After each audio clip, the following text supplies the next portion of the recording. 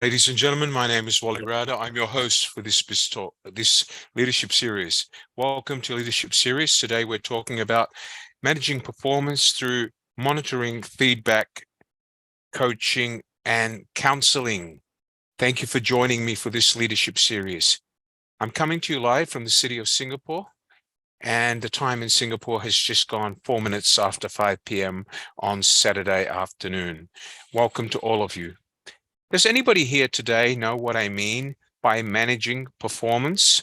Who knows what I mean by managing performance? Could you wave your hand if you know? What is managing performance? Does anyone know? Come on, wave your hands, don't be shy. What is it when we manage people's performance? To manage people's performance is the same as saying we want to motivate the people who work for us. Just like you, when you work for a company, you want to be motivated. So in order to motivate people, we need to go through a process, a human resource process, a people-centric process called managing performance through monitoring, feedback, coaching, and counseling. And today we're going to learn how that works. And by the end of today's session, I'll leave you with a sample of a performance appraisal you can actually consider deploying in your workplace. Now, of course, to deploy performance appraisal, you need to have core competencies and technical competencies. There needs to be a standard job description for every job in the company, and there needs to be a job grade. So let's start today's session by looking at what is performance. Let me share my screen. So we're going to look at, as I said, managing performance through monitoring, feedback, coaching, and counseling. Performance management starts with a performance management cycle. Yes, the process employees use, the people you work for use, okay? The process employees use to make sure that employees are working towards the company's goals, doing their job. The performance management cycle, or the process, is basically a process that allows your employer and the employees to make sure that they're both happy with one another and they're achieving the expectations the company has for them in a structured way, which will also help you as the employee or your employees grow in the organization.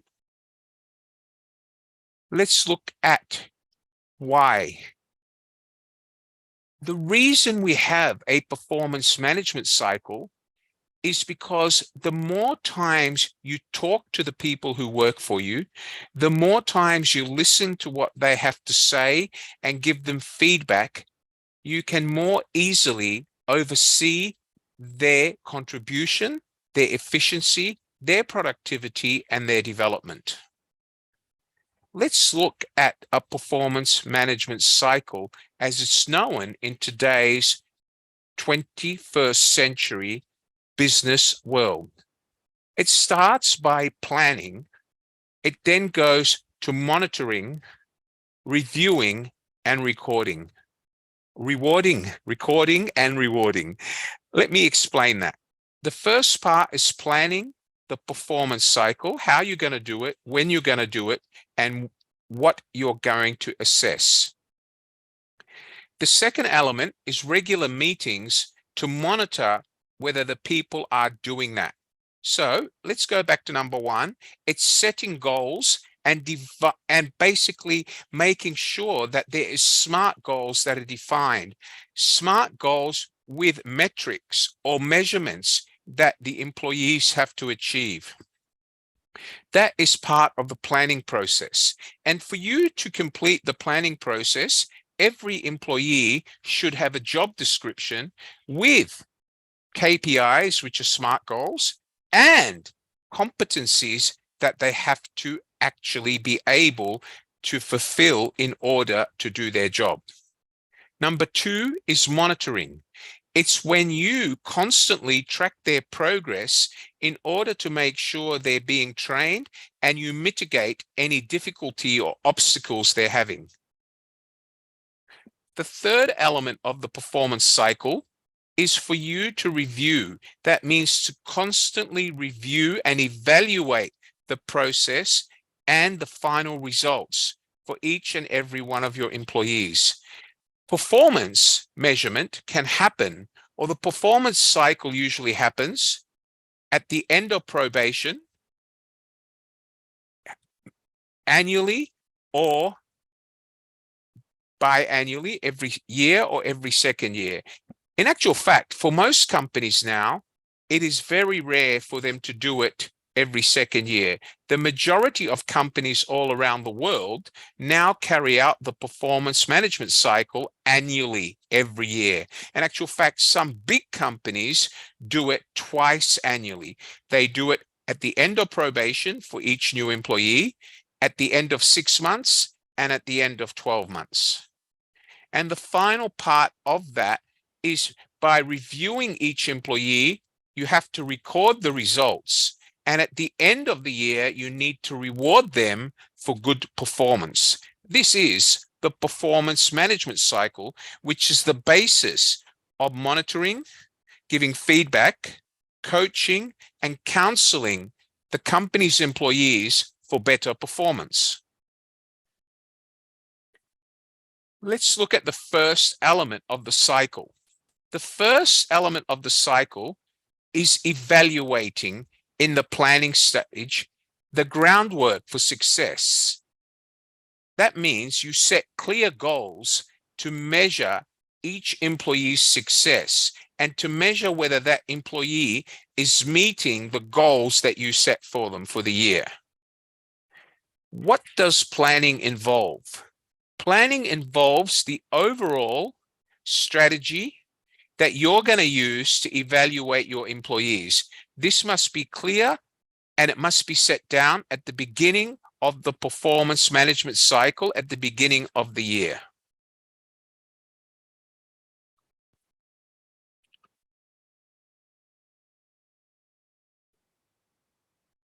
Remember that for you to carry out a performance cycle, to actually manage the expectations of your employees, for them to meet your company's expectations so far as their performance, it is very important that you have the critical information, the information that tells them what their job is, what competencies they need to have, and what they need to learn throughout the year. Otherwise, the whole performance management cycle will be a waste of time and not effective, because the people that you're assessing will not know what is expected of them.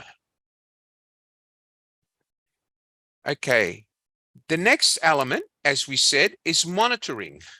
Monitoring is a key function in making sure that everybody who works in your organization achieves the goals that you have set out for them in the planning stage. So every year, at the beginning of the year, when you give everybody their KPIs and their goals, you have set out clearly what you expect of each person and each job title in your organization. It's no point monitoring if you don't do it regularly. If it is done, for example, at the end of the probation period, at the end of 6 months, and then at the end of each year annually, then it is effective.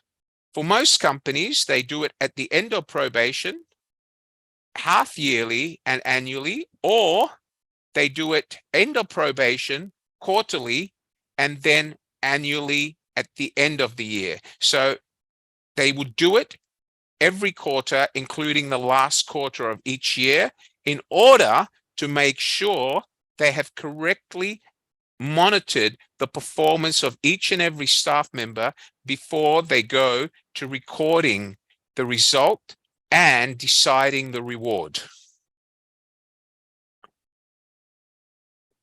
So in a yearly goal setting, Problems often arise from poor planning and a lack of motivation. So if you have goals that are intimidating, that are not realistic and cannot be achieved, then no one will achieve them, and the performance management cycle will only demotivate people and they will run instead of follow. If you set goals for your employees, by setting those goals on a monthly or quarterly basis will make it easier for them in order to work towards achieving them and also achieving the annual overall result. But it's important that if you do set them as quarterly, you monitor them quarterly. If you set them as monthly, you monitor them monthly, but most importantly, you also monitor them once at the end of each year annually. Once you monitor, you must record the result and then you must review it. At the end of the year, you as a manager and your HR department must review the employee's result this year compared to the previous year. And you must discuss that with the employee to encourage collaboration and set a plan on how that employee is going to improve during the next year. It's basically motivation for the employee that will work towards helping that employee to continue working diligently, to continue making an effort, to continue being eccentric and finding better ways to achieve their goals in order for your organization or your company to be more successful. Let's switch off the slides and let's talk about what I've explained so far. All right, who are we going to start with today? Let's start with Rosalie. Hi, Rosalie. Can you on your microphone, gorgeous? Hi, Rosalie. On your microphone. Hi, Rosalie. Hello, Do you understand what I mean by the performance cycle? yes. Okay. Do you have a performance appraisal cycle at work? Yeah. Okay. And do they go through it annually, twice a year, or once a year? How often does your company do it? It is once a year. Okay, well, it's something that you can take back, that doing it once a year only is not effective in today's economy, because during the year, they're not doing anything to point out what you're not doing right. So in order for the performance cycle to be conclusive and effective, it has to be done at least twice a year or quarterly. All right? Mm-hmm. Okay, I'll talk to you again. All Thank right, you. I got it. Thank you. Thank you. All right, let's go to the next person. Who else would like to tell me about their performance cycle in their own company? Anybody else would like to talk to me? Amal, are you here, Amal? You want to on your microphone? No? Okay. Who else is here? Let's talk to Eseta. Hello, Eseta. Can you on your microphone? Eseta Nakiwa. Hi, Eseta. How are you today? On your microphone, Eseta. On your microphone. Hi, Eseta. Hi, sir. Do you understand what I mean by the performance cycle? Yes, sir. Okay, tell me, do you undergo a performance cycle in your company? Yes, we do. Usually, sometimes every 6 months. Okay, so you do it every 6 months, is that right? So you do it Yes, half sir. yearly and annually. Do you find that that motivates you as an employee? It does, because it allows you to know your weaknesses and your strength. Right? Okay. And yeah, Does your company provide you a job description and KPIs every year? yes, they do. They do, Good. sir. Excellent. Can I ask you, what do you think your company could do to improve the performance cycle they have for you? What comments can you give about your own company's performance cycle? Can you give me any comments? I think they just have to when we have a performance review, Right. Okay. So Um, how would you like to see it improve? What improvements would you like to see? I can if they can do it like after every 3 months. Okay, very good. So you'd like to see the performance cycle take place every quarter. Is that right? 4 times. Yes. Okay, Yes, good. sir. Excellent. Excellent. That's a very good point. And as I said earlier, a lot of companies are going to quarterly because by doing quarterly appraisals every 4 months, okay, sorry, every 3 months, four 3 months. times a year, okay, or every quarter, what you're doing is you're basically allowing, okay, your employees to better understand what they're doing well and what they're not doing so well, and motivate them to score a higher rating at the end of the year. Do you understand that? Would you agree with me? Yes, sir. I Good, agree with excellent. you. I'll talk to you again soon. Thank you. All right, Thank let's go to you. the next person here. Let's talk to Shakil. Shakil, good afternoon, sir. Why are you covering your mouth today? Hi, Shakil. How are you today, mate? I can't hear you, Shakil. You're muted, young man. You're muted, Shakil. Okay, Gorvin, could you guide Shakil to unmute himself, please? I'll come back to him. Okay, Samir. Hi, Samir. Do you want to unmute your microphone? Can you tell me about performance cycle in your company? Are you there, Samir? Samir Darwish? Can you unmute your microphone, Samir? Again, Govin, I think you need to contact Samir. He can't hear me. All right, let's go to someone else. Who else would like to talk to me? Let's talk to Daisy. Daisy Parada. Hi, Daisy. Do you understand what I mean by the performance cycle? Go ahead, Daisy. Go ahead, Daisy. Oh. Hi, sir. Do you understand what I mean by the performance cycle? Yes, sir. But I'm not working in a company right now. I'm a domestic helper here in Hong Kong. Fantastic. Well, you're lucky. You're a domestic helper. Your employer, I guess, does a performance evaluation every day, every time they tell you what you did right or wrong, right? So, Yes. okay. But I'm sure that after you graduate, you're going to find yourself a better job and you won't have to work as a domestic helper anymore. Is that right?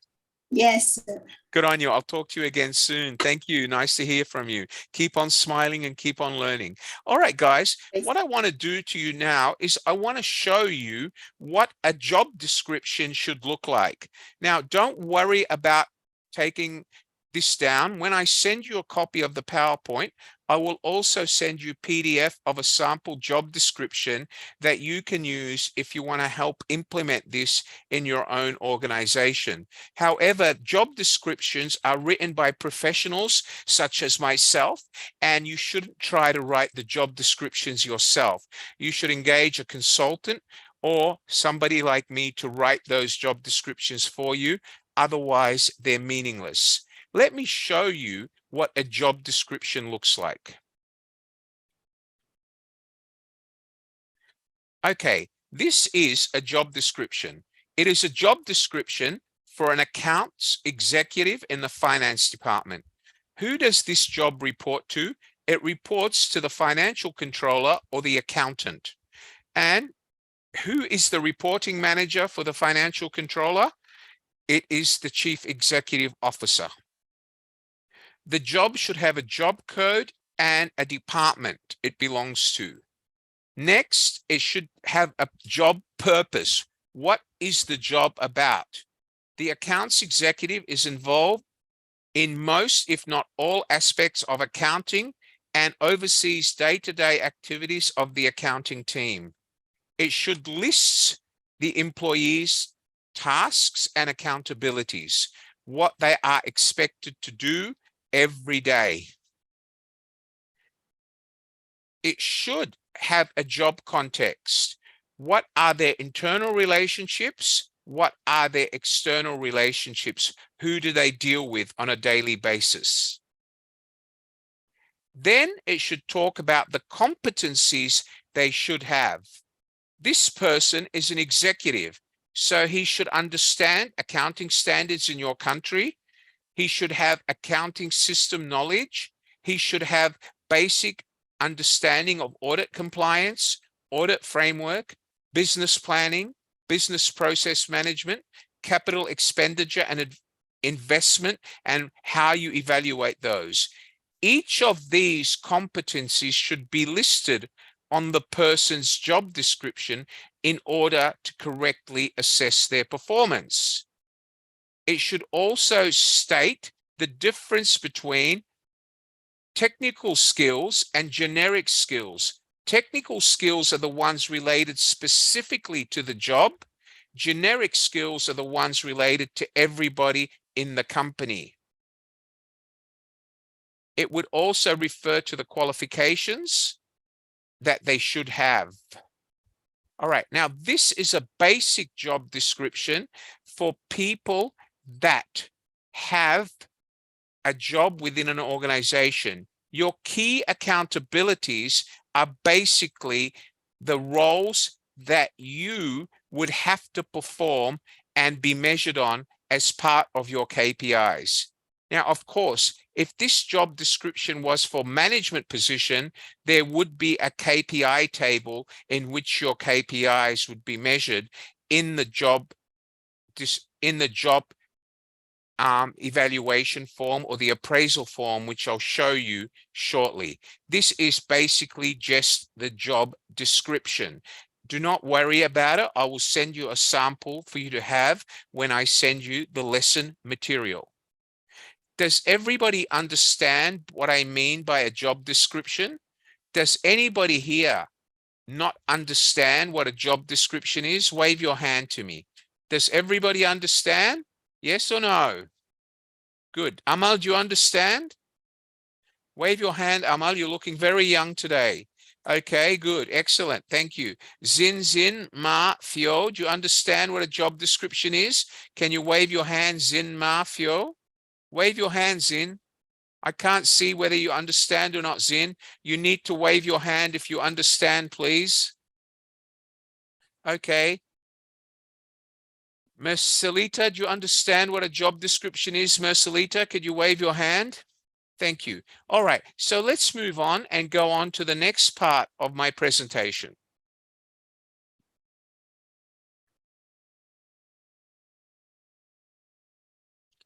All right, so we've spoken about reviewing. Let's move on.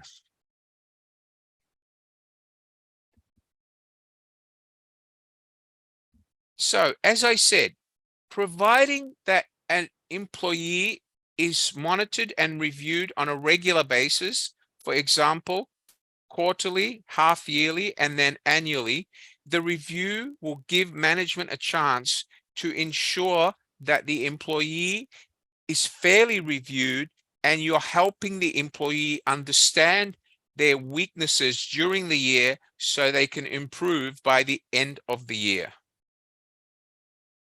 Let's talk now about rewarding phase. Remember, after reviewing, you record the results at the end of the year, and this is what you use as the basis for rewarding, whether it's a promotion, a salary increment, or a job grade increment.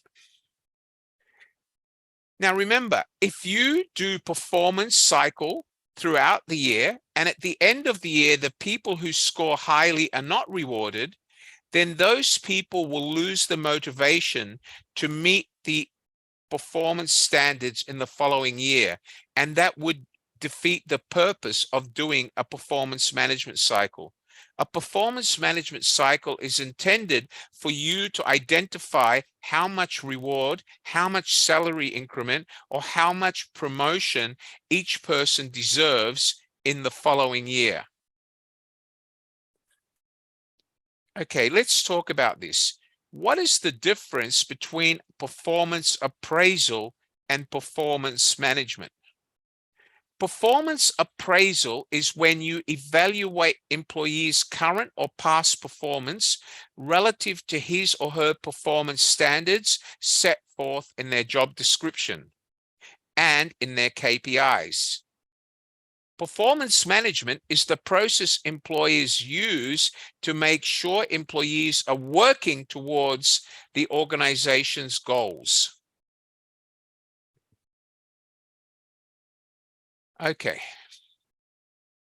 Increasing use by employers of performance management does reflect on the following points, and these are things that you need to remember.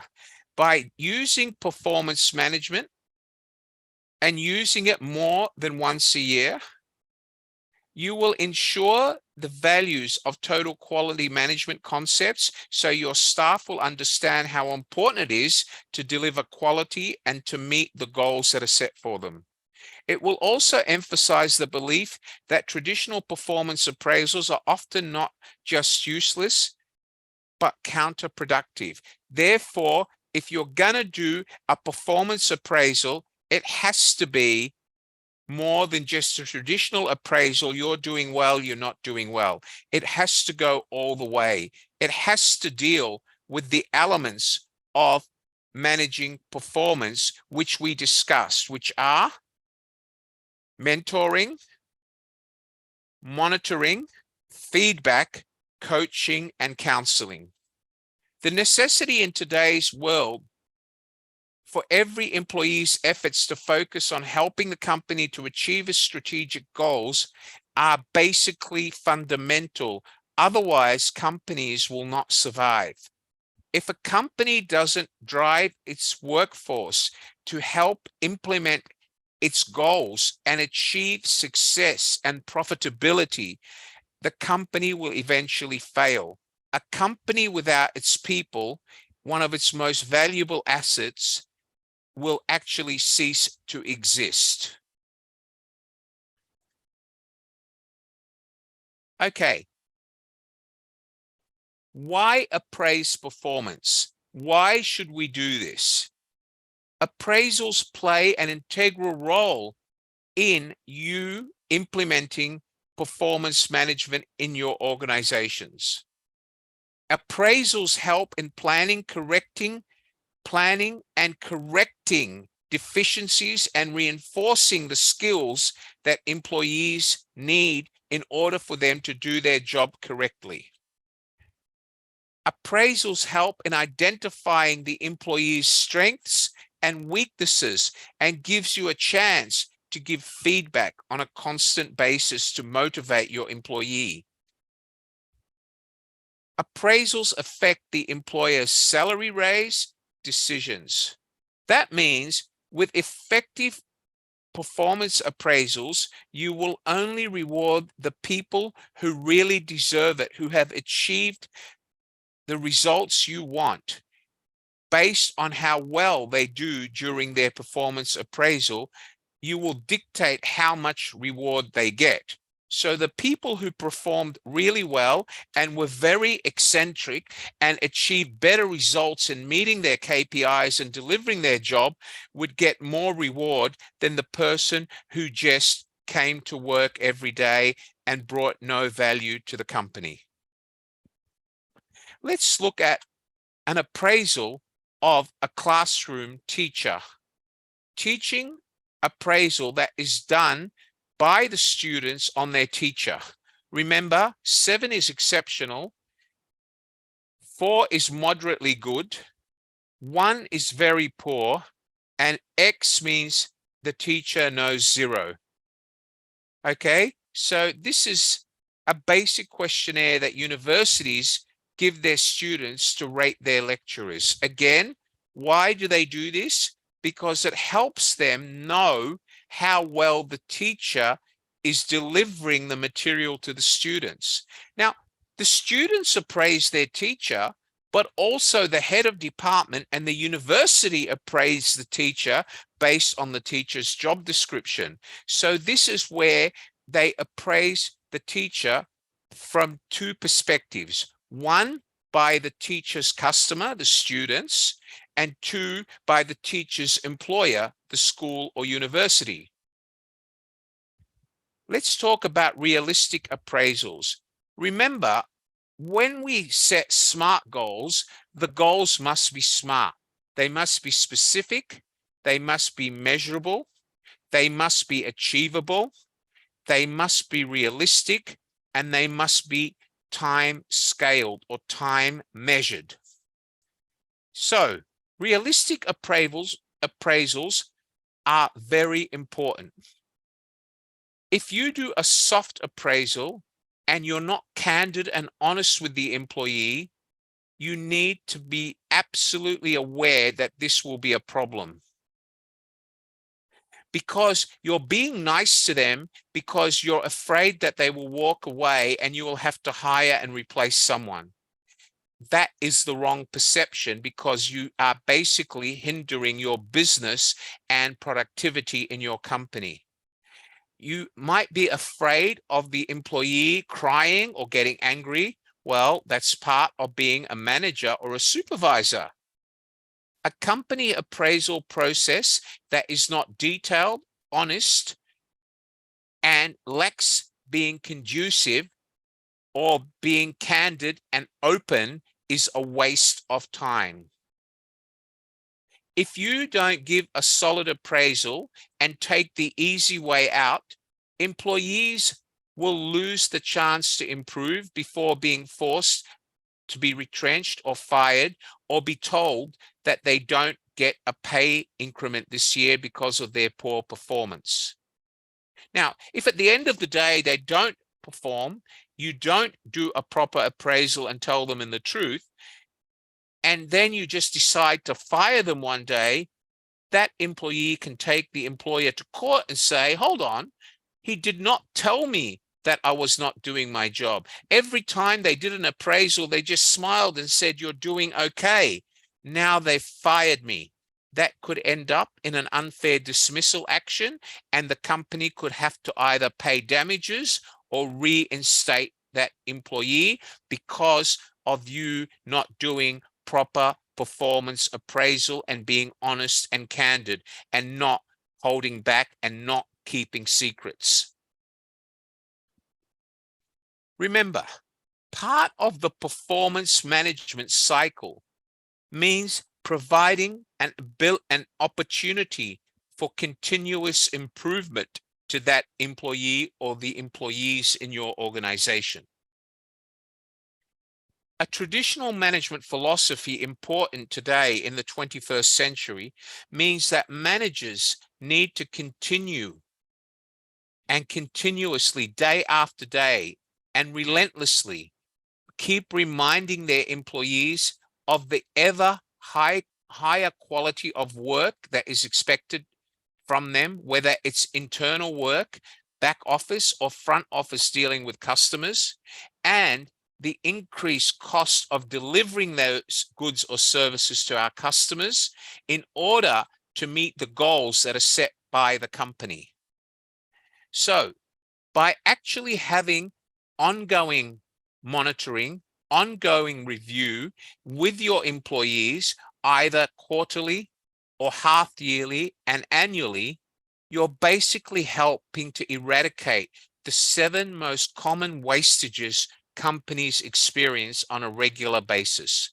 It could be overproduction, defective products, unnecessary downtime, unnecessary transportation, unnecessary processing costs, jobs being done more than once and wasting time by office staff doing the same job twice, and a lack of control of inventory. All of these are 7 common wastages that result by a lack of continuous improvement by the team within the company due to a lack of proper performance cycle or performance management. Remember, ladies and gentlemen, as I said to you before, motivating your people is imperative, and you can only motivate them through continuous improvement by continuous monitoring. Requiring each employee to continuously improve his or her own personal performance from one appraisal period to the next, whether it's from quarter to quarter, from half yearly to annually, is really fundamental to eradicate those 7 most common issues that companies face. Let's talk about the components. The components, ladies and gentlemen, let's talk about the components of an effective performance management process. By doing management effectively or managing your most valuable asset, your people, effectively through people centricity, and by using effective performance management cycle and processes, you are giving direction and sharing your expectations. You are making sure that every employee understands their job clearly. You are making sure that the goals for each employee are aligned from manager all the way down to clerk or executive. You are providing ongoing performance mentoring. You are showing the employee that you care about them and you want them to improve. You are giving ongoing feedback, which means that you are motivating the employee and earning their respect. Coaching and support will only bring improvement to productivity and profitability. By actually delivering performance appraisal, you are delivering an open, a consistent, and a full-on assessment without being nice, without being afraid of the employee resigning, or without being afraid of upsetting someone. By delivering an effective appraisal through these effective processes, you will be able to motivate your people by delivering rewards, recognition, and making sure the people that do the job better get the right compensation. And you will also be making sure that the workflow and processes in your organization are being achieved based on the standards that you have set by ongoing monitoring through performance management. All right. Remember, for this to be actually effective, you must start by planning and ensuring that each employee has got a job description and has been assigned specific goals. You have to make those goals measurable. They have to be challenging but doable, and they have to be reminded of these goals throughout the year and encouraged about the importance of achieving those goals. Remember, SMART goals must be specific and clearly state the desired results. They must be measurable and answering how much. They must be attainable and not too tough or too easy. They must be relevant to what's to be achieved, and they must be timely in reflecting deadlines and milestones so that you can judge whether the employee has achieved them and reward them at the end of that year. Let's go and talk about some SMART goals. Okay, who can share with me some SMART goals that they have at work? Can anybody share with me some SMART goals? Come on, I want to hear from some of you. I'm doing all the talking here. You don't learn anything. Who can share with me some SMART goals in their job? Can anyone put their hand up and share some goals? Come on, someone, please. Okay, let's try with Shakil. Hi, Shakil. Can you unmute your microphone now? Go ahead. Yes, sir. Hello. Can you hear me? Yes, of course, Shakil. Share with me some SMART goals that you go through at work every year. Well, actually, I'm an online teacher. I'm working independently and and also I'm pursuing my master's degree. So being a teacher, like as an online teacher, it is quite challenging for me to get to the students. And currently, I'm working on marketing my uh, my what I teach.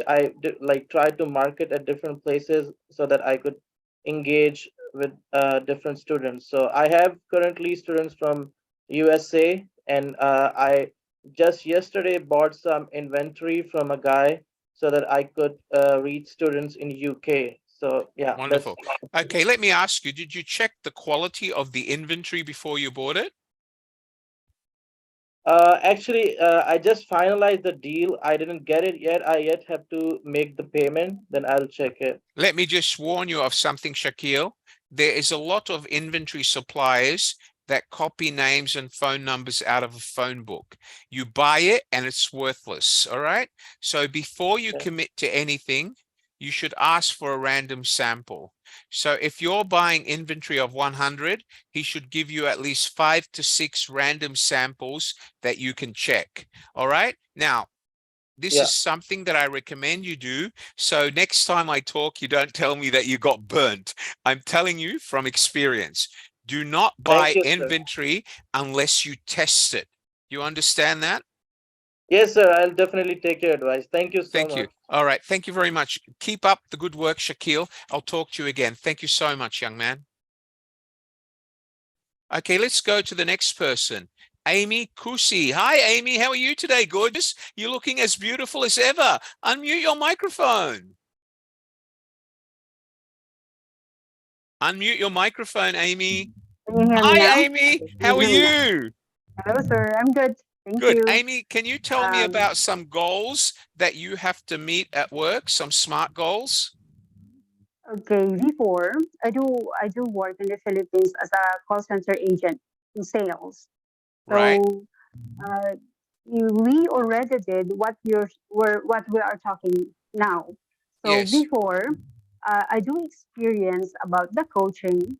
So first they're going to monitor our KPI. Right. So So give me what an do they example. Give me an example of some of the KPIs that you had. like sales and attendance? This is the important things for them. Okay, so for So sales, basically it was based on number of sales or dollars generated. yes, Good, excellent. it's a number of sales. It's Okay. already converted. Good, So excellent. what do? Like they monitor our performance in a month, not in a year or in a half year. They did that on monitor a us monthly basis. every Very month. good. Yes, good. Yes. So what motivates us? They always assign which one is the employee of the month, and they have giving us the reward for them. Like we're going to have the team building after we are receiving that performance. Very good. Like Excellent, Amy. the award, we're going to have the team building. So Okay. we're going to encourage more of our coworker to enhance more their ability. And from time to time, every time we went into the field, so they going to give us a coaching session like 30 minutes before you log in. They're going to give us coaching, like because in sales they always have a change, especially if you're an online, especially if you are not seeing your customer, you're just Absolutely. using your voice. Amy, let me just So- tell you, any part of sales motivation or sales team management means meeting your sales team on a regular basis, briefing them about product, about service, about price, and about different customer feedback. That is part of having an effective sales manager or a sales supervisor or a sales team manager. And hopefully one day you'll take up that position. This is something that you need to do with your team on a regular basis. When I was director of sales for a big technology company many years ago, I used to have sales briefings Monday, Wednesday, Friday, every week. Why I did that is to talk about the problems the sales team was facing, how they overcome that, and to make sure that if somebody was close to reaching the target, I would up that target so I would motivate them to do better and get better reward. Do you understand where I'm coming from? But Amy, I'm so Yes. proud of you because you brought me to my next point, which I was looking for, that through KPIs and through proper mentoring on a regular basis, what that will bring you as an employee is reward, right? Okay. So let's talk about the different types of reward. It could be an increase, more commission that you get every month. Do you agree with that, Amy? Okay. Yes, The of other course. one could be a one-time bonus because you exceeded everybody else. Okay. The other one could be a certificate or an award or extra days off. It could be giving you the opportunity to be considered for promotion with a special project and make more money. It could be a certificate of recognition from the company. or it could be a company-wide acknowledgement by saying to all the sales team that Amy is now a senior sales consultant or your sales supervisor for all the people who are not doing too well. So remuneration or reward can come throughout the year and not only at the end of the year. Do you understand that, Amy?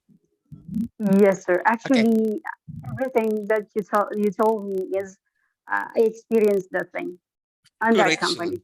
Excellent. And Amy, let me tell you something. Are you into online sales or face-to-face sales?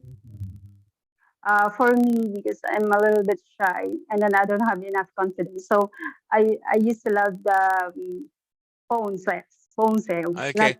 Amy, I'm going to face give to you some advice. I'm going to give you some advice. Let me tell you, selling on the phone is 200 times more difficult than selling face-to-face, okay? I'm telling you, take it from an academic and an expert. I wrote a philosophy called the consultative selling process, and I made millions out of it. And I train hundreds of thousands of people like you to go from selling over the phone to make millions selling face-to-face. You have a beautiful personality, Amy. You are able to express your smile and your beautiful female appearance to the customer, all right? Let me tell you, when you're selling to a company, sometimes it's the female touch that attracts someone to talk to you, all right? Because if I'm a man buying the services and I talk to another man, sometimes I feel like I'm being confronted, all right? Because the other guy doesn't want to talk. But if I'm talking to a female sales consultant, she will chat more, she will be more polite to me, and she will go out of her way to explain the services. And I'm telling you, Amy, that you can be a lot more successful by doing face-to-face sales, all right? And if you want to learn Thank you, more sir. about that, let me know, and I can share my consultative sales philosophy with you, all right? Okay? Thank you. Good on you, Amy. I'll talk to you again soon. Thank you so much. Okay. Okay, let's go to the next person that put their hand up. Hi, Gideon. Tell me, Gideon, can you share some of your KPIs with me? Unmute your microphone, Gideon. Unmute your microphone, Gideon. I'm sorry, Govind, Gideon's microphone is not working. Can you let him know? Thank you. Okay. Hello. Hi, are you Okay. there, Gideon? Yeah, go ahead. All right, you've come through now. Go ahead, Gideon. Tell me about the KPIs that you have. Are you there, sir? Okay. Unfortunately, Okay. Gideon, I can't hear you, Gideon. You need to buy a new wire. Go and buy yourself a new wire microphone. They only cost $3 or $4. Buy yourself a reliable one. Every week you have the same problem. You need to get a reliable earpiece, please. Let me go to someone else. Gretel Bukil, sorry, Gretel Bukil. Would you like to unmute your microphone, Gretel? Welcome to the session. Hi, Gretel. Are you there, Gretel? Govind, can you remind Gretel to switch on her camera? I've called on her, but there's no answer. Okay, let's go to the next person. What have I got? Priya. Hi, Priya. How are you today? Go ahead. Hi, sir. How are you? Good. What have you learned so far from my session today, Priya? I've learned about the KPI target goals. Yes. Okay, and my working experience is a customer service associate.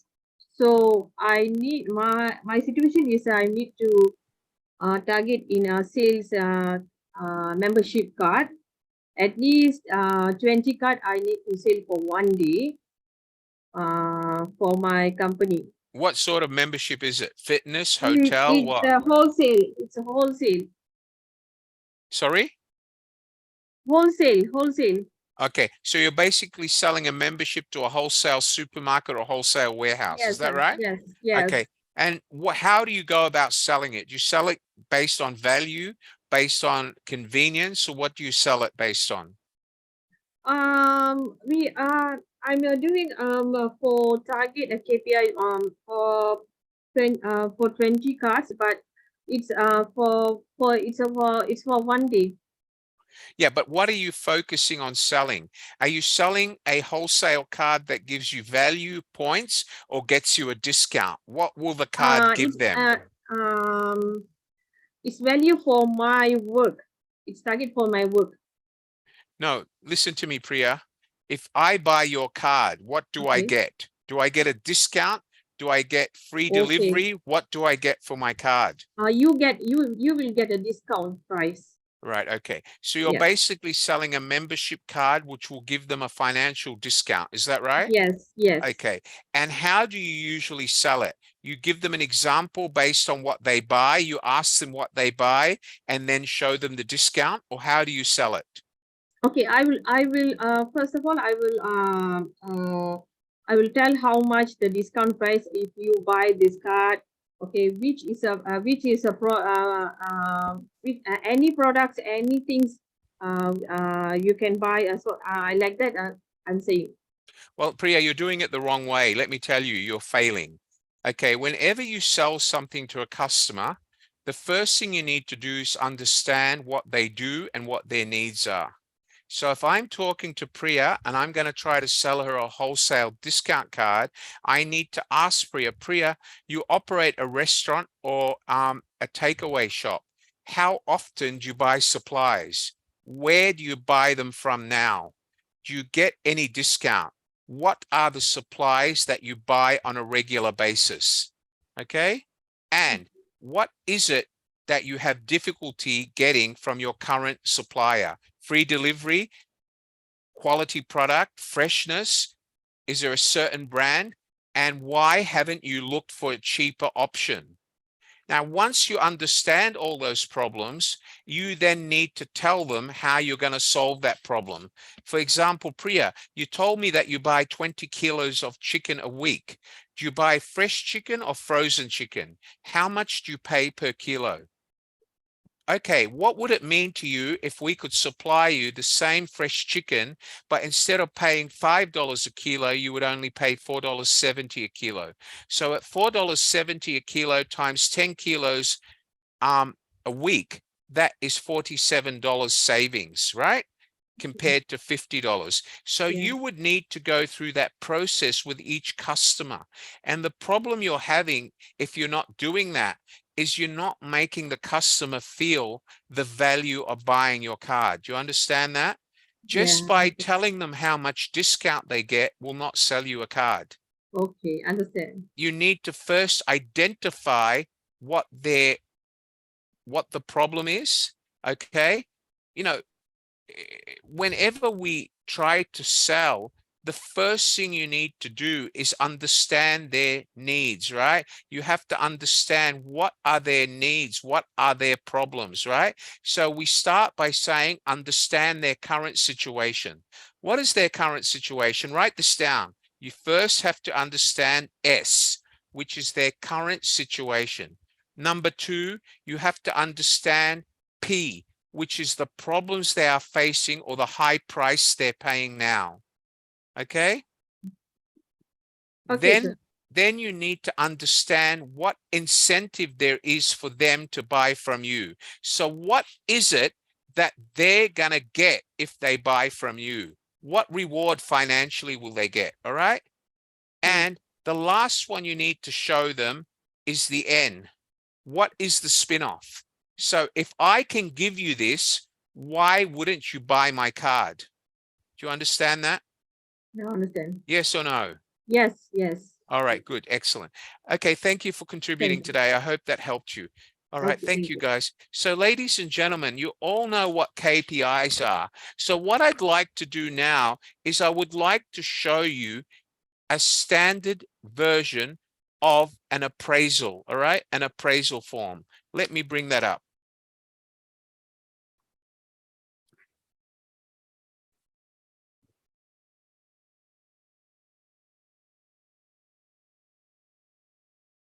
Okay, all right, we'll come back to the appraisal form. They're still preparing it for me to show you. Just give me a moment, would you?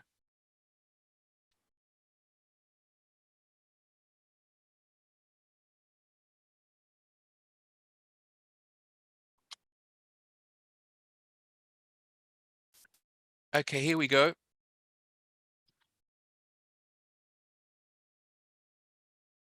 Okay, can everybody see my form? Govin, can you reply to me? Can you see my form, sir? Yes or no?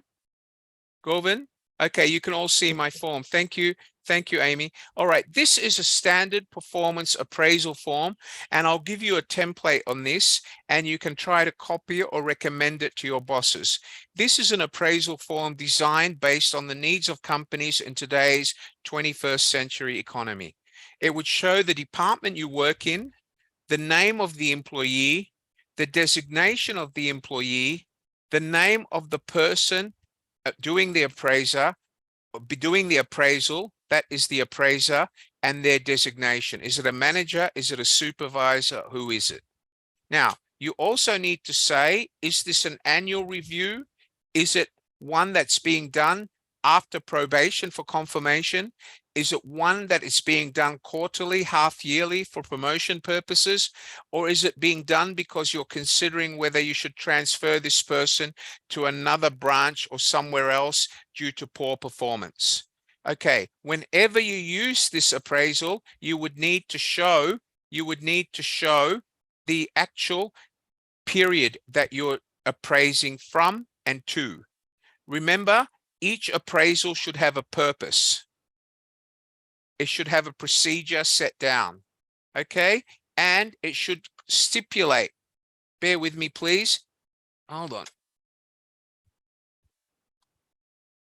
It should stipulate, appraiser will use section 1 of the performance appraisal form to set 3 to 5 goals, key performance indicators together with employees for the upcoming year.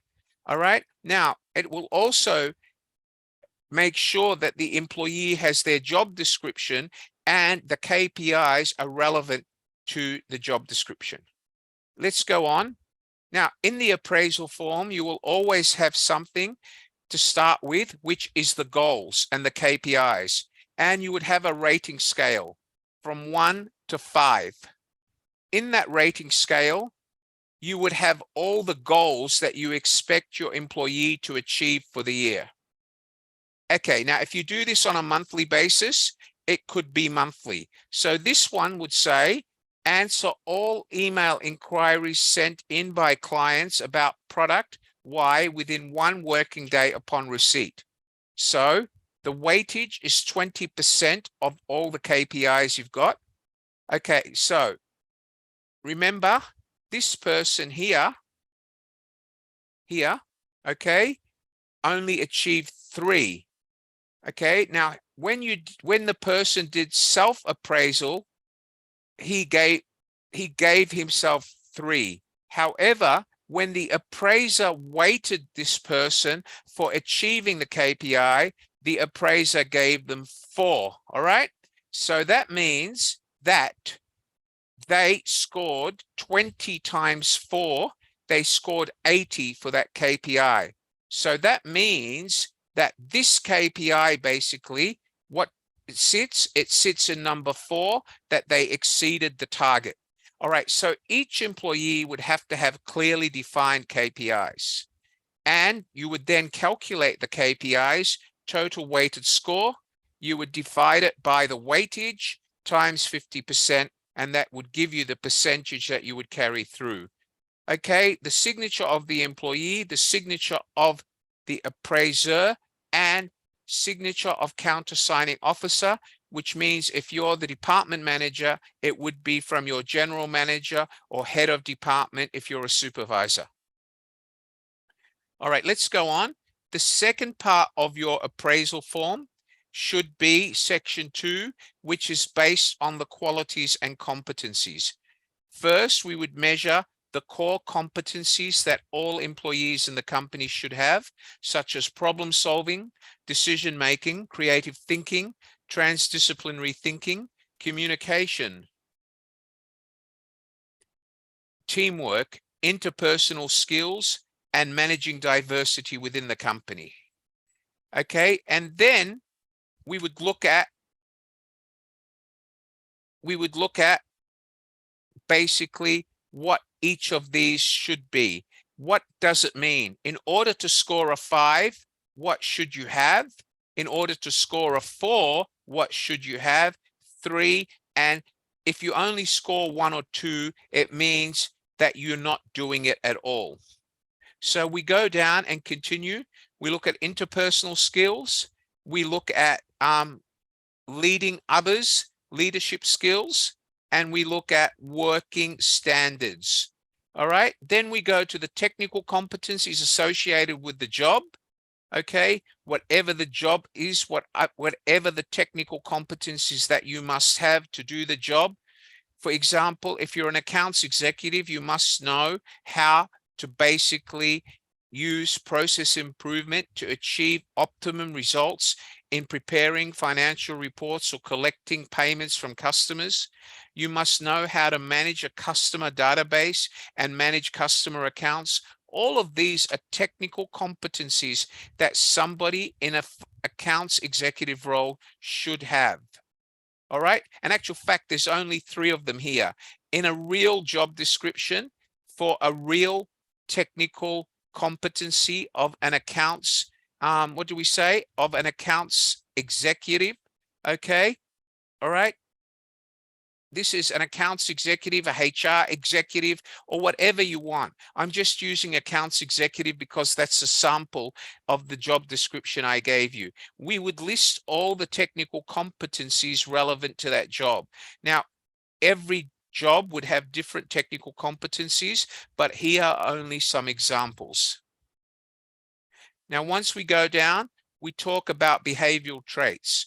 Today, more than ever, not only should you assess the number of KPIs, competencies, you should also evaluate each employee for their behavioral traits. That means 100% attendance.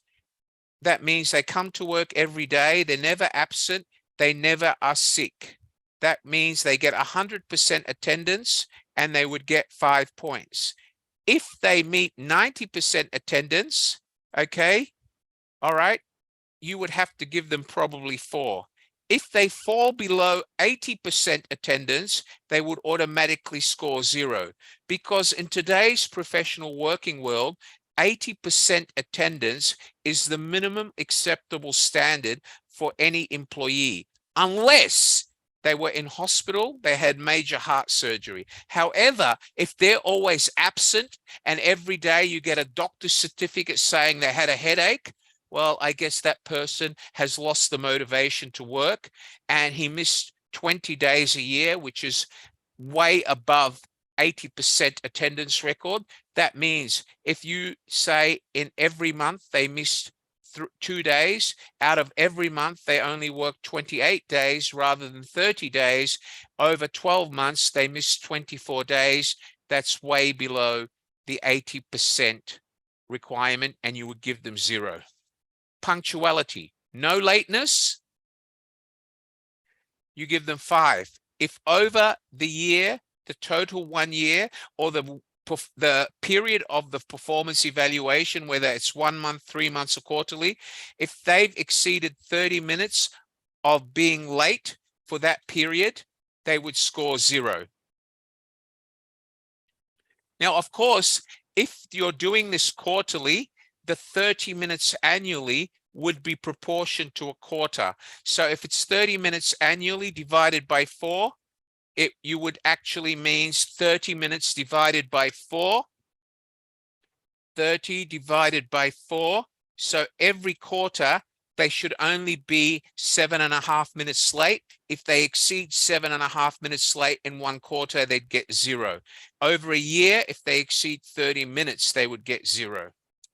Okay, number 4 would be any secondary contribution. This means that you want to give credit to the employee for additional projects or additional achievements or ideas they brought for the company. The next part of the performance appraisal should be about continued development and mentoring and continued improvement. So this is where you put the employee's strengths, any recommended training that you want to recommend for the employee, and the areas of improvement that you want them to improve in before the next appraisal. Section 5 is the overall rating, and this is what you base the overall performance on. And this rating would be the one that decides how much increment the employee gets at the end of the year for the next moving on to the next year. So let's stop that. Did everybody see that document? Did everybody see the document? Yes or no? Yes? Okay, good. Excellent. Excellent.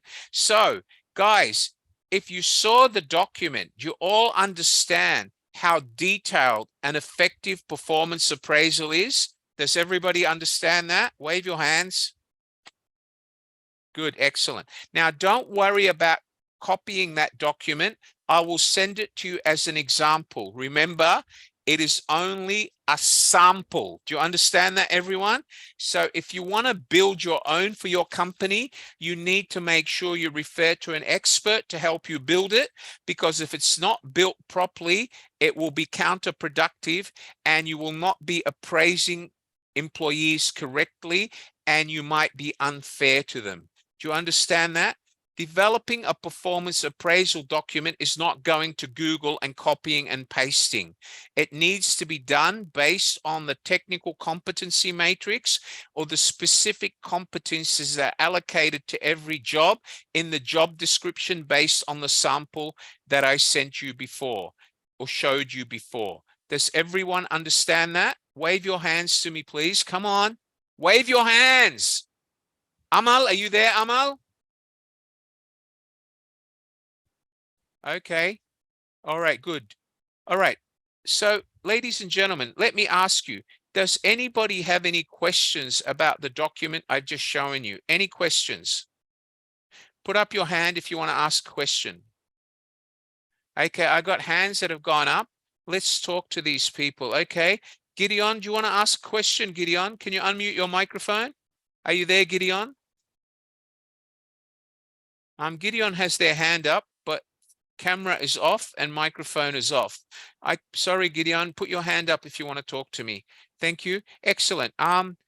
Jill May. Hi, Jill May. Do you have a question for me, Jill May? Good afternoon. Go ahead. Unmute your microphone, ma'am. I'm sorry. Just a mistake, sorry.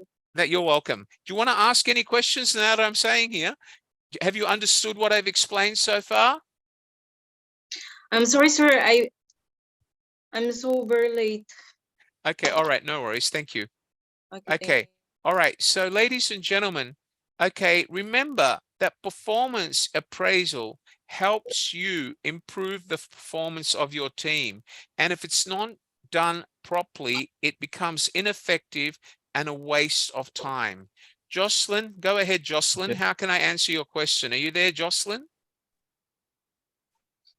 Go ahead, Jocelyn. Hold on, Gideon. I'll come back to you. Hi, sir. Yeah. Yeah, hi. Helpful, Thank you. You're welcome, Jocelyn. to have When I share the this, PowerPoint. Yeah, go ahead, Jocelyn. yes, Go sir. ahead. Yes, sir. Actually, in the company itself, we're here. Actually, we have a good company.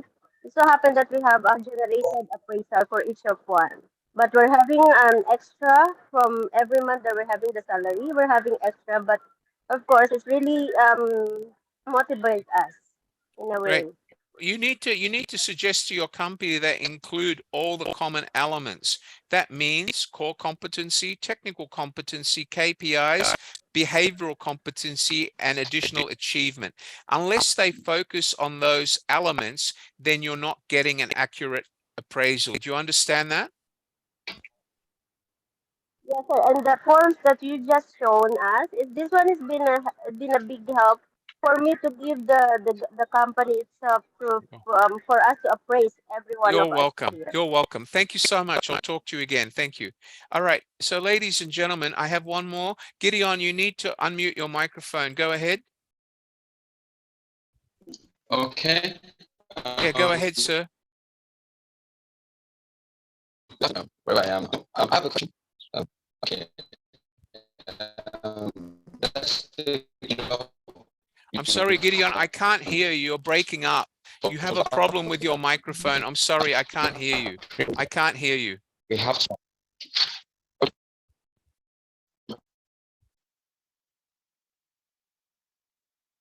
Sorry, Govind, can you contact him? I can't hear him. He's breaking up. I'm sorry.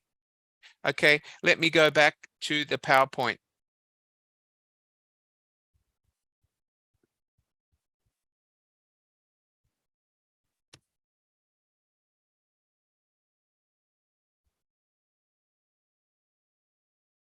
Okay, so remember what we said before, that SMART goals. We've just looked at the sample of a performance appraisal and you've seen how important they are.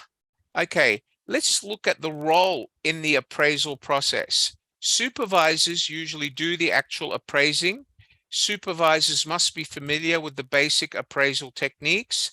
They must understand and avoid problems that can cripple appraisals, and they must know how to conduct appraisals fairly. HR department serves as the policy making and advisory role to teach all the supervisors how to do appraisals. It provides advice and assistance regarding the appraisal tool and how to use it. HR usually prepares the appraisal forms, procedures, and makes sure that all departments do it correctly. HR is responsible for carrying through and training the supervisors on to how to do appraisals and improve their appraisal skills. HR is responsible for monitoring the system to ensure that appraisal formats and criteria comply with equal opportunity and equal employment opportunity laws in your country and are up to date. Equal employment opportunity laws mean no discrimination based on race, religion, color, or sex, and make sure you fall within the employment laws of your country, and make sure you don't use language which may be considered racist, racial discrimination, or sexist, and give that employee cause to sue the company. All right, remember, as I said, the most important parts of the appraisal process is to have a job and a job description. Make sure that you appraise the employee based on a competent appraisal form that covers all the areas I've shown you, and make sure you give feedback on improvements expected during the appraisal process. Remember, the appraisal form should clearly define what you need to measure and give the rating scale from 1 to 5 as I showed you. And it should also actually show you how to calculate the total for each section of the appraisal platform or the appraisal form. Remember, based on the form I showed you, you're measuring based on objectives. It's management by objectives, because each employee has a job description that they have to adhere to, and they have KPIs or objectives to achieve. So it's management by objectives, and you're basically including the KPIs into the appraisal process to ensure that they're appraised fairly.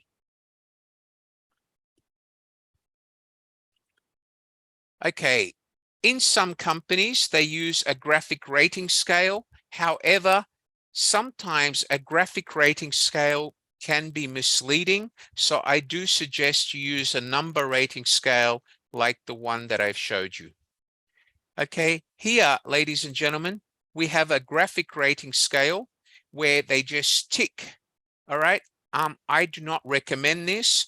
I would suggest that you give a clear point, 1, 2, 3, 4, or 5. This particular graphic rating scale, where it's between 90 to 100 or 90 to 80, it leaves the actual employee with ambiguity. Why 80 to 90? Tell me exactly, is it 85 or 89? If you have a scale of 1 to 5, it's a lot more clarity and lacks ambiguity. And as I showed you in the appraisal I gave you, which is commonly used today, 1 to 5 are also defined, similar to the rating identification that's shown here.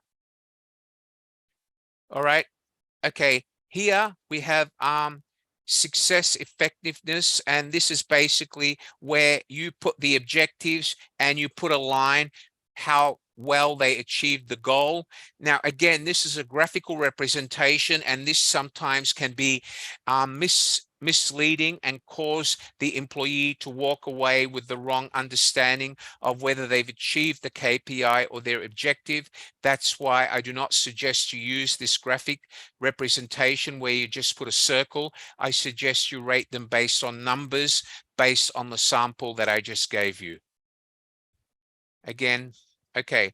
Again, ladies and gentlemen, this is just a sample of another company's appraisal form. Remember, if the appraisal is done by the supervisor and the employee disputes it, that would usually be reviewed by your department head or your manager. And if that fails and everybody in your department scores the same rating because the supervisor has not done the appraisal properly or honestly because they're afraid they might upset someone, the only way you could do that is by doing paired comparison method, which I do not recommend. Paired comparison means you rank everybody in the department based from 1 to 10 or 1 to 5, depending on how many people you have, and you do that for each trait. You could do it based on competency, technical competency, core competency, based on sales, etc., sales competency. I do not suggest you use this method of alternation ranking scale. It is very much old-fashioned and it doesn't work. Ranking employees by paired comparison. Again, you're ranking Art against Maria, against Chuck, against Diane, and against Jose. Again, this could be considered counterproductive and the company could end up being sued. So what I suggest is you basically use a rating scale based on a definitive number of 1 to 5. And if you get 3 or 4 people ranking in the same total, then you have to use forced distribution. Let me explain.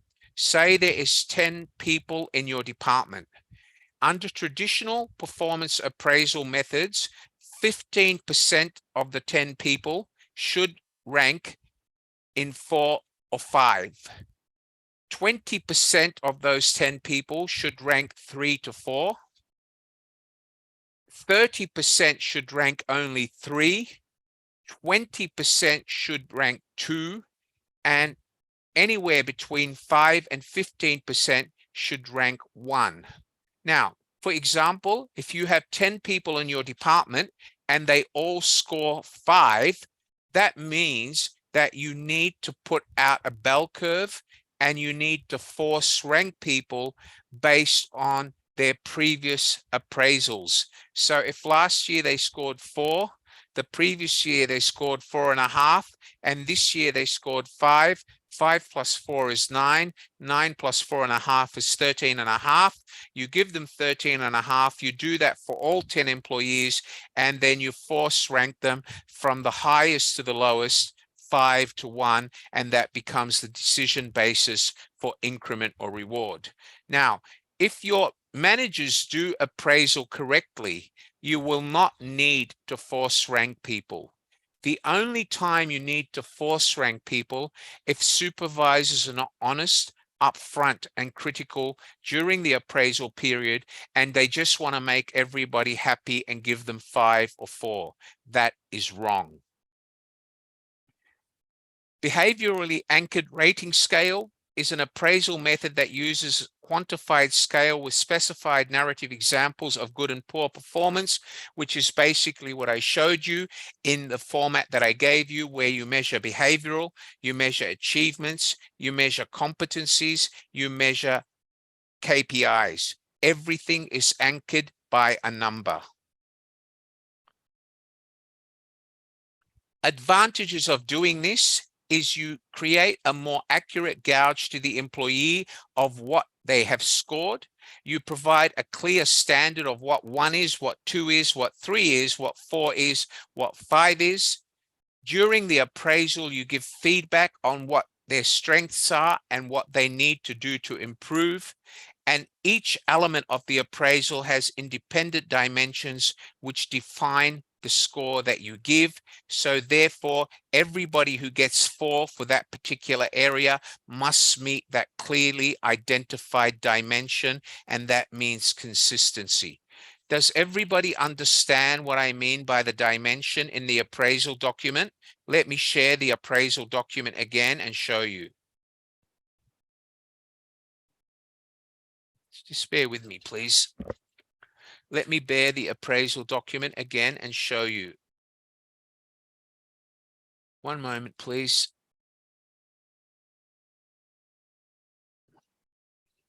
That's not it. One moment, please. Okay, here we go.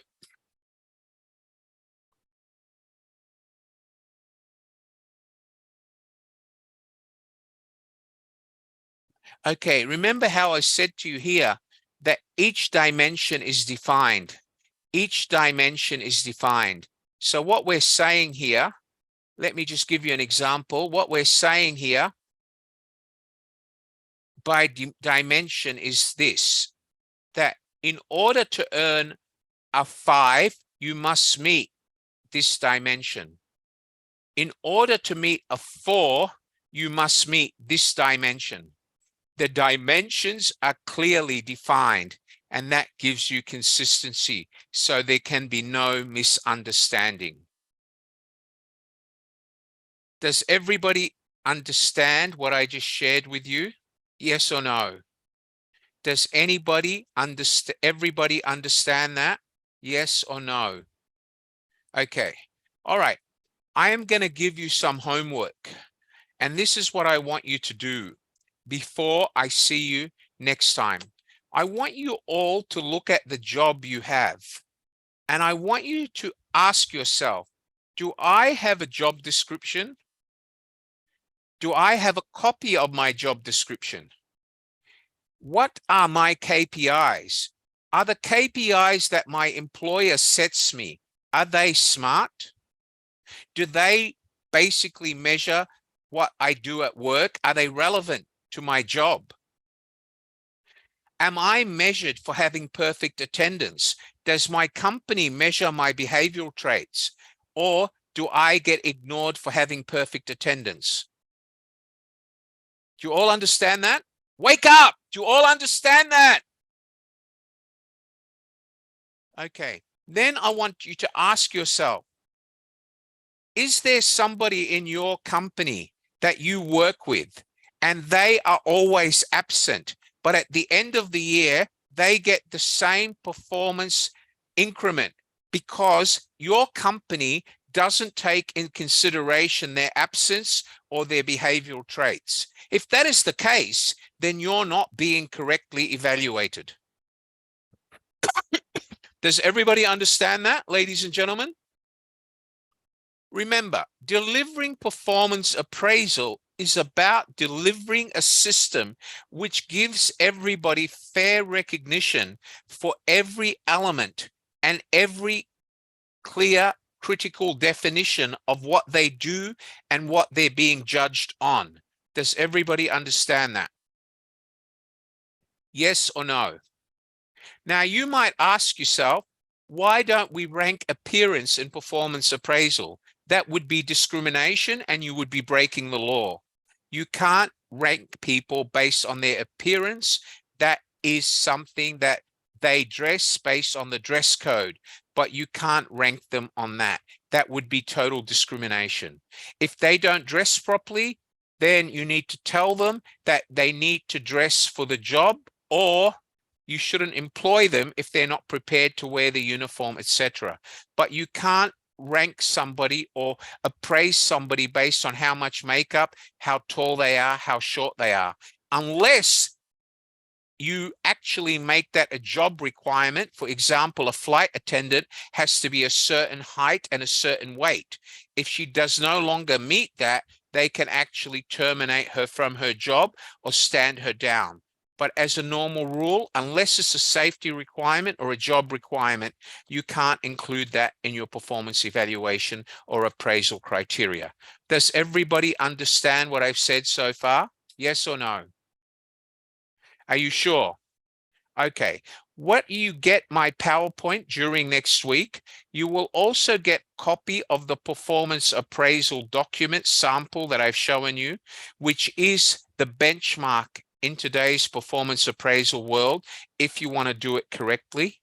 You will get a sample of a job description, which again is the standard template for a job description that should be used in today's people-centric workplace. You will also get a sample in that job description of competencies being technical and core competencies that every employee should have in your organization. If your company doesn't have technical competencies and doesn't have core competencies, then your company is in no position to be doing appraisals. Does everybody understand that? Because in order to do an appraisal and reward people fairly, you need to assess people on at least the elements I've shown you, which are KPIs, core competency, technical competency, behavioral traits, and extra achievements. Does everybody understand that? Yes or no? All right. If you don't have all those elements in an appraisal, you're not being appraised correctly. You're being given the short end of the string. And if your company's only appraising you based on your KPIs alone, that's not appraisal. You're not being appraised. It is counterproductive. Because for you to achieve KPIs, you need to be coached and mentored throughout the year on what you're doing wrong and how to improve that. I just taught Priya how to sell a discount card. Priya was selling the discount card by saying that by buying my discount card, you get a 20% discount. If I was a customer, I would never buy that, because Priya would fail to explain to me what that is going to mean to me in dollar terms and how that is going to fix the problems I'm facing. But Priya wasn't understanding or identifying those problems before she tried to sell the card.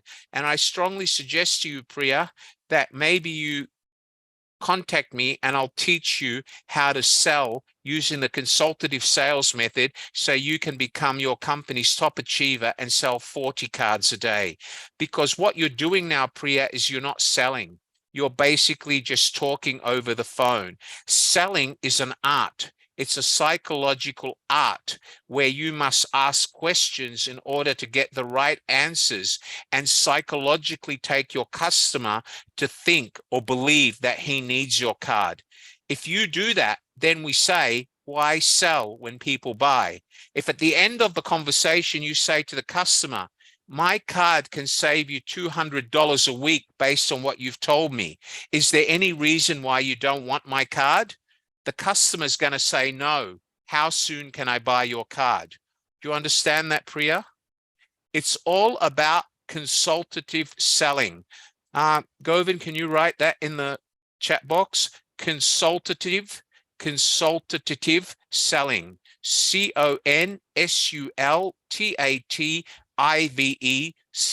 Consultative selling methodology.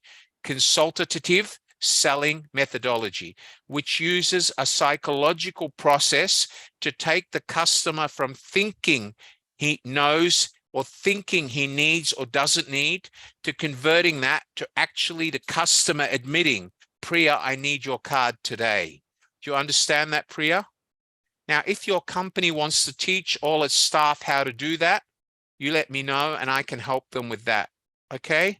All right. But if you don't understand the basis of selling, how can you sell? Selling today is no longer by ringing someone and say, hey, we're a wholesale warehouse. We give you 20% if you shop with us. That means nothing. I can go to my supermarket, buy bulk, and they'll give me 20% just by asking. Do you understand that? Okay. All right, great. Ladies and gentlemen, does anybody want to ask me any questions about what I've taught you today? Any questions? Now, we've already learned in the past what is setting goals. You already know what it means to set SMART goals. Am I right or wrong? You all know that, right? Yes or no? Okay, good. Let's go back to our PowerPoint presentation.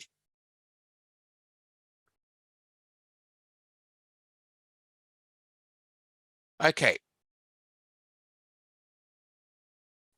Here's another coaching worksheet. Again, you don't need to use this because in the appraisal form I showed you, as it says, there is a part there where you can show or write down and discuss with the employee what their strengths are and what improvements they need to make. So the form that I'm going to share with you is much better and much more efficient than having a separate appraisal coaching worksheet. It's better to put it all in one appraisal document. Okay, examples of critical incidents for an assistant plant manager. These are things that a plant manager in a manufacturing plant might be appraised on, and these are critical for him to actually pass his performance appraisal. This is how your KPIs should be. They should be critical of the role that you're performing. Schedule production for plant. Target 90% utilization of personnel, that means employees and machinery in the plant. Orders delivered on time. Critical incidents. Instituted new production scheduling system, decreased late orders by 10% last month, increased machine utilization in the plant by 20%. Critical incidents would mean achievements or projects that employee had done. Every person in every job should have KPIs, targets, and achievements that they've been recognized for or not recognized for. Okay, example of behaviorally anchored rating scale. I've already given you one much better than this. This one here is too technical and it doesn't relate to your jobs. Focus on the behavioral traits that I've given you. Now, if you use core competency and technical competency and communication skills is a core competency, then you don't need this. Okay, remember, management by objectives, remember, means having goals, not only for the employee, but for the department. Continuously reminding the department and the employees of their goals and having ongoing reviews and give constant feedback. All right. Remember that performance appraisal can be done on paper. It can be done electronically. However, I won't confuse you with that. I want you first to master how to do it properly on paper. Okay, remember, if you have unclear standards, then the appraisal will be left to open interpretation and no one will respect the appraisal. The halo effect occurs when a supervisor rating of a subordinate on one trait biases the rating of that person on other traits. So when you become a supervisor, make sure that you rate people based on the criteria for each rating. Do not go away from that condition or criteria. Otherwise, you'll have the halo effect. Central tendency is a tendency to rate all employees with the same rating, give them all average because you don't want to upset someone. That means that you as a supervisor have failed one of your competencies of being able to administer coaching, mentoring, and counseling for the people who work for you.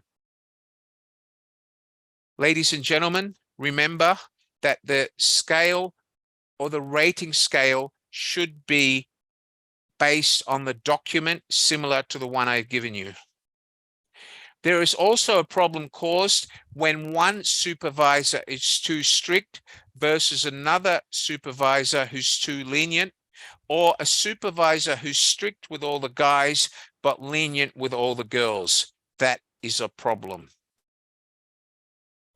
Bias is where one supervisor will always give more points to girls or people from a certain age, race, sex, or religion. That is wrong, and you shouldn't be doing that, because if you're caught and that employee takes you to court, the company will be fined for breach of fair employment practices or equal employment opportunity practices.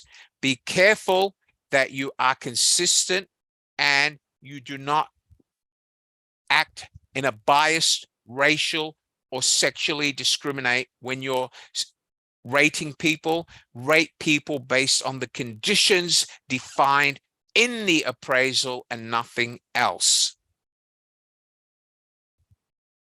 Okay. As I said to you, supervisors should be trained. You should make sure that you have clear understanding of the job description of the person you're evaluating.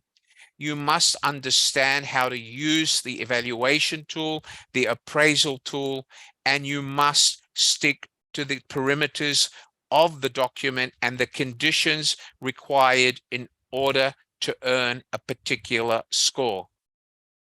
All right. Does everybody understand what I've just said to you? Yes or no?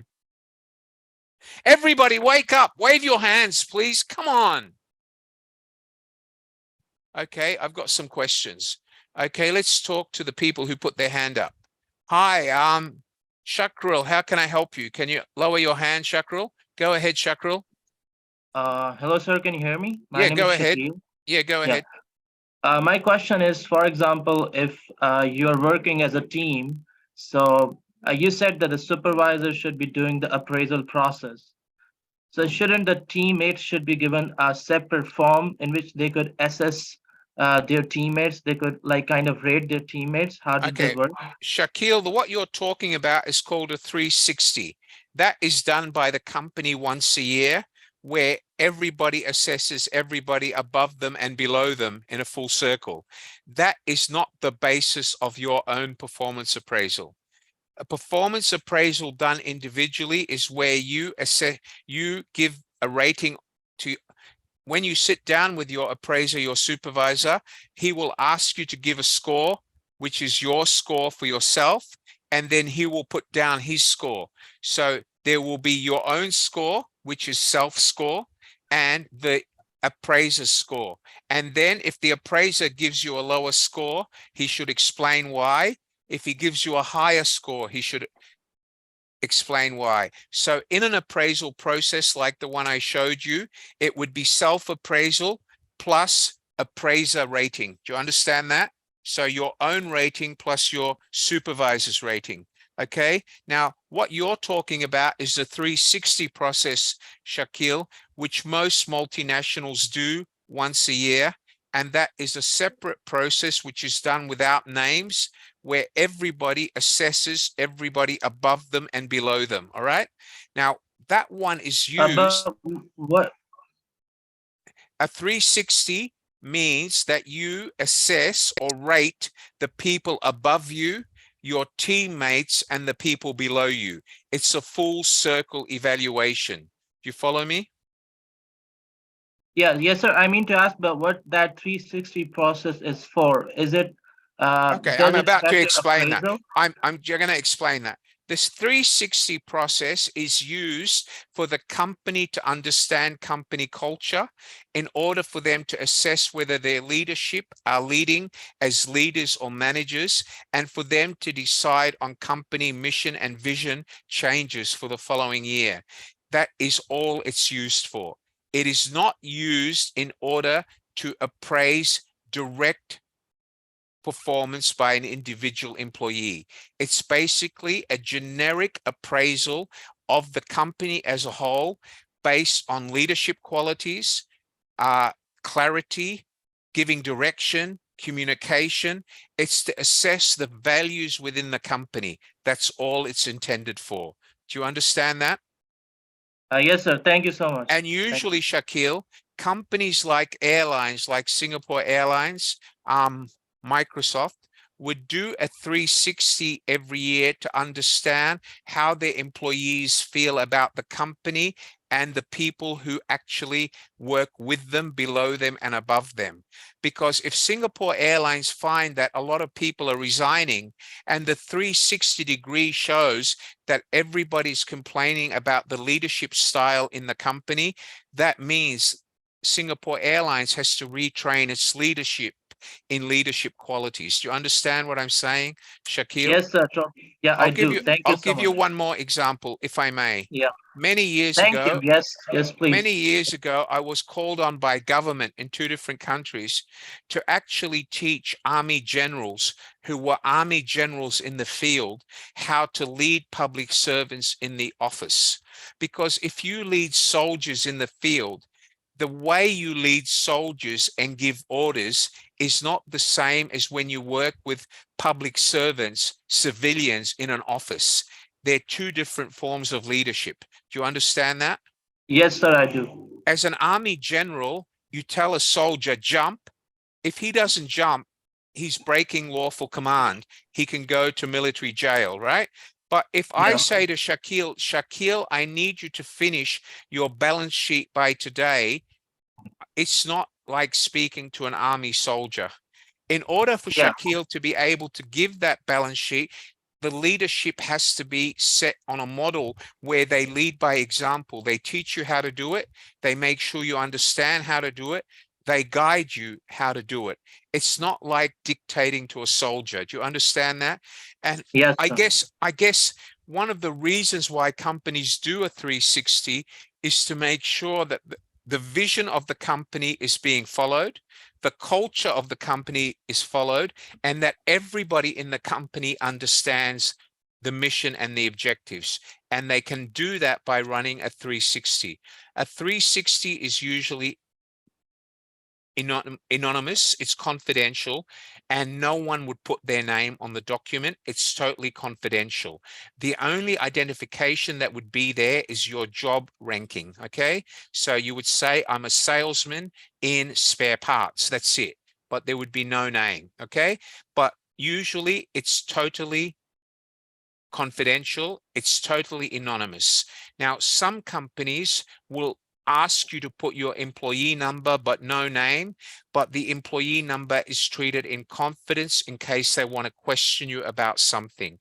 But generally, 360s are not done by the company itself because they may be biased. What would usually happen, Shakil, if your company wants to do a 360, they call an experienced academic or a consultant like myself or someone else, and they'd say, this is our company, this is our vision, mission, and code of conduct. We want you to prepare a 360. We'll give you the emails to all our employees. You will write to them confidentially. You will get their responses, and you will present a 360 report based on the criteria back to our senior management. Now, that's the way that a 360 is usually done properly. But if you did a 360 by HR in your own company, that is not a 360. There would be bias in that. You understand that? Because Yes, sir. they would know who the sales managers are in that company. So to do a 360 effectively, it should be done by an outside consultant, and it should be done confidentially, and the company should get overall results based on percentages in each area of improvement rather than individual responses. Do you follow what I'm saying?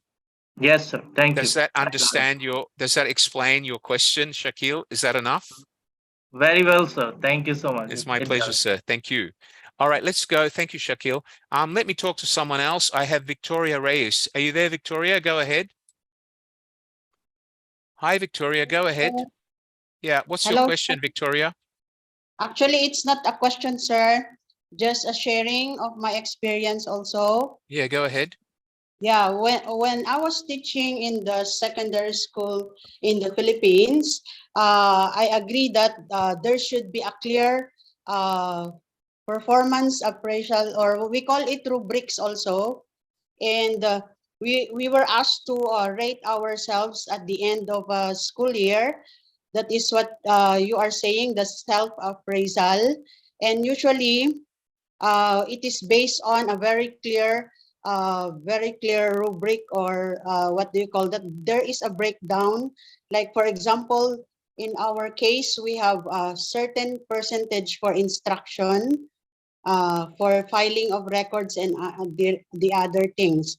And also, it should be, there is also what we call the supervisor appraisal, which should be objective, ideally. But unfortunately, in some cases in schools, we have what we call bias, or what nepotism. It happens in the Philippines, wherein, of course, those who are relatives.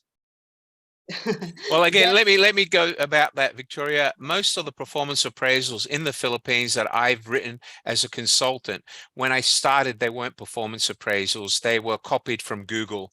All right. Now, in any academic institution, appraisals should be three-way. They should be self-appraisal, your supervisor's appraisal, and they should be appraisal by your students of the teacher at the end of the year. So that is how we draw qualities in an educational institution to rank teachers. But unfortunately, I do agree with you that in the Philippine system, there's a lot of nepotism. There's a lot of cut and paste in the appraisal process. The education department in the Philippines doesn't have a universal appraisal system for all teachers like other countries such as Singapore, Australia, the United Kingdom, or Thailand have. The Philippines is still trying to do that, but for some reason it hasn't achieved that. But I do understand where you're coming from, Victoria. But as I just explained, you'll find now that most education departments, especially in Singapore, they run what we call a 360 appraisal of all teachers across the country once a year. And they instruct a very highly paid private consultancy firm to write to every registered teacher with the Ministry of Education. And there's about 32,000 of them. And they do what we call a 360, where they ask the teacher to rate her peers, the people below her and the people above her, up to the headmaster, department head, and regional director of education. Now that feedback is then consolidated, goes back to the Ministry of Education, who then use that in order to set the criteria for future years and future appraisals. But I think that's a shortfall. The Philippines doesn't offer that now, but it may be something they can work towards in the future. But I totally agree with you, Victoria. Thank you for your contribution. Thank you, ma'am. Thank you, Okay, sir. you're welcome. Okay, let's go on, everyone. Okay, let's go to Roha. Roha Eliza. Roha, you need to switch on your camera, ma'am, so I know who I'm talking to. Are you there, Roha? How can I help you? Yeah, hello, good evening. Yeah, go ahead. Yeah, it's also sharing as I work with one NGO, Yes, like the human services we provide to refugees. yes, So I also face this thing because it's a multinational NGO, like they have several office and they call the team from USA for the 365 days like yeah, reporting. yeah, And we have to give the reviews about our seniors, like how they are moving, how they are behaving with us, yes, ma'am. and if we face something difficulties. But I feel that like the seniors who we have, sometimes they also do the partiality according to their nationalities, like But you need to point that out in the 360 and say yeah, that actually we did that. unfortunately, Yeah, Roha, unfortunately, in any NGO, especially the UN or any of those organizations, because they've got something like 40 or 50,000 employees around the world, sometimes it takes a long time for them to catch up. And I do understand your frustration, but the only way you're going yeah, to fix that because is by constant feedback. yeah, but actually they take they find the responsibility to all the staff members, but they take too much work from us, but in return they are not giving any like credit to us. And after Okay, that, all when right. we Well, have yeah, something, hold on. that comes back to productivity. I don't want to go down that road. Yeah. Too much work, not enough credit. That doesn't really mean much. When they employed you, they gave you a job description. And in today's world, you should thank God you've got a job, because as you know, Microsoft is just about, currently they've already laid off 11,000 people. 4,000 people are about to lose their job. Now, all of those people would say that I work hard. But remember, if those people were really working hard, then Microsoft would not be able to survive without 10,000 people. Microsoft is still a strong company. Its productivity has grown stronger since they fired 10,000 people. Their profitability has gone higher. So I need to be very specific. I can't be biased. When you say they expect a lot but don't reward us, you first need to measure how much are you doing? What is your job role? Are you delivering at a high enough level of productivity that meets the KPIs that they set you? And can they do the job without you, without having to replace you? If the answer is yes, then you're not delivering hard enough. Do you understand where I'm coming from, Roha? Yeah. Okay, thank you for your question. Talk to you Thank you again so soon. much. Thank you, ma'am. Okay, anybody else would like to talk to me before I go today? Anybody else? Okay, I have another hand here. I have Donkwave, Gideon. Have you fixed your microphone? Mr. Gideon, you have to fix your microphone. I'm sorry. Okay, go ahead, Livia. Are you there, Livia? Go ahead, Livia. Yes, sir. Just a question. When we use the 360 appraisal, is it done from someone within the company or someone outside No. of the company? Okay, no, 360 for it to be successful should be done by an independent consultant. 360 should be done by an independent. If 360 is done within the company, it's not effective, it is misleading, and it's just a cover up. All 360s should be done by an independent consultant. However, performance appraisals done within the company to motivate, coach, and monitor staff should be internal. 360s should always be an external reporting function. Okay. So probably a person who's anonymous to the company can operate a 360 appraisal. No. The 360 should be done by an independent consultant who doesn't work for your company. So you call somebody like me or a HR consultant with 10 or 20 years experience. They meet with your senior management. They ask certain questions and get certain data about your company. Then they come up with a 360 appraisal format, which they will actually send to the employee list provided by the company. That the employees' responses would go to that independent company or consultant. He would analyze those answers and report based on information to the company. But it must be done by an independent consultant to ensure that the information is disseminated and reported without bias. Oh, yeah, okay, sir. Thank Okay. you. All right, you're welcome. Thank you. All right, let's go on. Who's next? Okay, I'll talk to Mr. Gideon once more. Mr. Gideon, I hope your microphone is working. Go ahead, Mr. Gideon. Okay, thank Yeah, you, go sir. ahead. Yeah, go ahead. Yeah, I want to ask a question. Go ahead. Okay, my question is, suppose I'm working in a company and the company is not having this performance appraisal methods and then the KPIs, but I am head of a department and I want to achieve a specific goal in my department. Is it possible to personally apply those KPI indicators and performance appraisal factors without the entire company using it? Well, again, you need empowerment from your boss. So if the company says, Gideon, we believe that what you're suggesting will help your department give us return, results, and profitability, and they give you permission, yeah, definitely. But what you have to do first is you have to go to management and say, here's a sample of the KPIs I want to set. Here's a sample of the appraisal document I want to set. And the reason I want to set that is so I can monitor my team on a monthly or quarterly basis to make sure they meet these targets. And by meeting these targets, it's going to mean a XYZ number of dollars increase in profitability. Now, I'm sure if that you presented that to your company or management, I'm absolutely sure they would allow you to use it. Yes. Okay, thank you, sir. May I ask whether you will give us the material to restudy again on our own? You will receive the material on Monday or Tuesday together with your certificate and samples of job description and appraisal form. Yes, you would. I'm grateful, sir. You're welcome. Thank you so much, Gideon. Bye-bye. Ladies and gentlemen, from me, Wally Rada, it's been my pleasure presenting this leadership series today. It's been my absolute pleasure talking to you. It's been my absolute pleasure passing my experience of 38 years in the HR and management industry to you. Ladies and gentlemen, remember, when we talk about managing performance, we're talking about managing a company's most valuable asset, its people. Does everybody remember that? A company's most valuable asset is its people. It's one asset you don't want to play with. Managing your human asset is one of the most critical roles or functions in any company. It can mean either success or death of any company. Does everybody understand that? Okay. I will be sharing the PowerPoint in full, the whole lot. I think there's about 54 slides.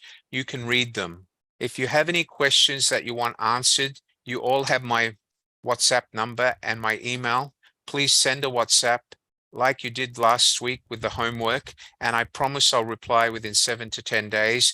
But please do understand that I'm a head of department and I run lectures, and I also look after 30 lecturers approximately. So you have to give me at least 10 to 15 days to answer your email or homework. If it's a very quick question, I will answer it the same day or next day. However, if you ask me to give you opinion or help you prepare something for your company, you need to give me time. All right, guys? Okay. Remember, your people are your most valuable asset. Okay. I want you all to do something for me. And this is my personal advice on your success. Tonight, I want you all to look in the mirror. I want you all to take a very clear look in the mirror. And I want you to ask yourself, what are the KPIs I've achieved in my life in the last 12 months? Have I set KPIs for me as a person to achieve, or am I living a life of just living day by day with no goals? If you don't even have personal goals, you will never be successful in your job by achieving your work goals. Do you understand that, everyone? Yes or no? Ladies and gentlemen, from me to all of you, God bless you all. Thank you for joining the leadership series. I look forward to seeing you again in the next leadership series or in the next Biz Talk. Thank you, everybody. Good night.